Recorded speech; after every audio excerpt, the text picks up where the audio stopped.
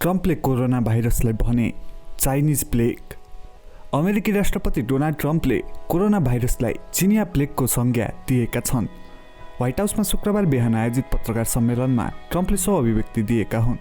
उनले भने, यो चिनिया प्लेग हो, फैलिनु हुँदैन थियो तर चीनले फैलाइदियो।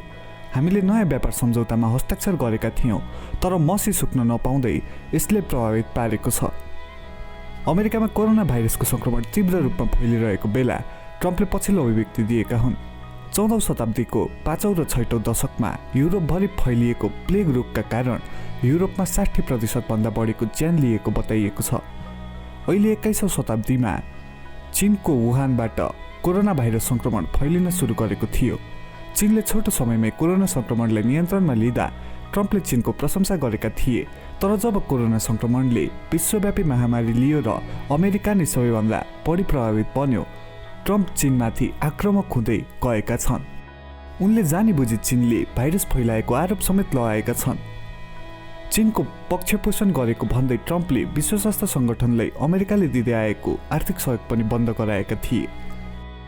जन्स हपकिन्स विश्वविद्यालयका अनुसार कोरोना भाइरसबाट अमेरिकामा 27,35,000 भन्दा बढी मानिस सङ्क्रमित भएका छन्। 1,28,000को मृत्यु पनि भएको छ।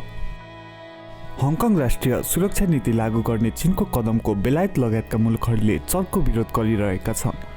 बेलायतले हङकङमा रहेका 30 लाख नागरिकलाई आफ्नो मुलुकमा बसोबासका लागि प्रस्ताव गरेको छ भने अमेरिकी प्रतिनिधि सभामा ब्याङ्कहरूमाथि प्रतिबन्ध सहितको हङकङ स्वायत्तता ऐन ल्याइएको छ।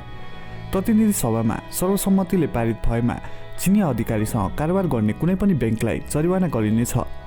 यद्यपि यो प्रस्ताव राष्ट्रपति डोनाल्ड ट्रम्पको कार्यकाल सकिनु अघि सेनेटले पारित गर्नु आवश्यक छ। प्रधानमन्त्री जोन्सनको यो प्रस्ताव लगत्तै बेलायतका लागि चिनिया राजदूतले बेलायतको यसमा कुनै अधिकार नभएको प्रतिक्रिया दिएका छन्। उनले बेलायतको यो कदम रोक्न चीनले आवश्यक कदम चाल्ने पनि चेतावनी दिएका छन्। चिनिया राजदूत लिउ सियामिङले यो दुई देशबीच भएको सम्झौताको उल्लङ्घन हो भने उनले नयाँ सुरक्षा कामको विषयलाई लिएर बेलायतले गरेको आलोचना गैर जिम्मेवारपूर्ण र अनावश्यक भएको बताए। बेलायतले नयाँ निर्णयपछि लगभग 3.5 लाख ब्रिटिस पासपोर्टधारी र करिब 26 लाख अन्य व्यक्ति नागरिकहरूलाई 5 वर्षका लागि बेलायत जान सक्ने अधिकार दिने भएको छ। त्यसको 1 वर्ष अर्थात् 6 वर्ष पुरा गरेपछि उनीहरूले बेलायती नागरिकताका लागि आवेदन दिन सक्नेछन्। हङकङका बेलायती नागरिकहरू जोसँग विदेशी पासपोर्ट थियो उनीहरूलाई सन् 1980 मा विशेष दर्जा दिएको थियो, तर हाल उनीहरूको अधिकार सीमित रहेको छ। उनीहरू बेलायतमा भिसा बिना 6 महिनाका लागि मात्र रहन सक्छन्। नयाँ योजना अन्तर्गत सबै बेलायती प्रवासी र उनीहरूका आश्रित परिवारलाई बेलायतमा बस्ने अधिकार दिइनेछ। उनीहरूलाई सुरुमा 5 वर्ष काम गर्ने र अध्ययन गर्ने अधिकार हुनेछ। 6 वर्ष लागेपछि उनीहरूले बेलायतको नागरिकताका लागि आवेदन दिन सक्छन्। बेलायतका प्रधानमन्त्री बोरिस जोन्सनले हङकङमा नयाँ सुरक्षा कानुनको कार्यान्वयन गर्नु सन् 1985 मा बेलायत र चीनबीच भएको संयुक्त घोषणापत्रको स्पष्ट र गम्भीर उल्लङ्घन भएको दावी गरेका छन्। उनले त्यसबेला दुई देशबीच भएको सम्झौता कानुनी रूपमा बाध्यकारी समेत भएको स्पष्ट पारे। चीनको यो कदमले हङकङको उच्च स्तरको स्वायत्तता उल्लङ्घन गरेको दावी गर्दै संयुक्त घोषणापत्रमा उल्लेख गरिएका अधिकार र स्वतन्त्रतामाथि खतरा पैदा भएको प्रधानमन्त्री जोन्सनको भनाइ छ। उनले भने, हामी यो स्पष्ट पार्छौँ, यदि चीन यही बाटोमा हिँड्न चाहन्छ भने बेलायत आप्रवासी नागरिकहरूलाई आफ्नो देश ल्याउनका लागि नयाँ तरिका अख्तियार गर्नेछ। हामी उनीहरूलाई सुरुमा बेलायतमा सीमित समय काम गर्ने अधिकार दिनेछौँ र पछि उनीहरूलाई नागरिकताका लागि आवेदन दिन सक्षम हुनेछन्। यो तयारी हामीले गरिरहेका छौँ। अमेरिका र बेलायत बाहेक अस्ट्रेलियाले पनि यो मुद्दामा प्रतिक्रिया दिएको छ।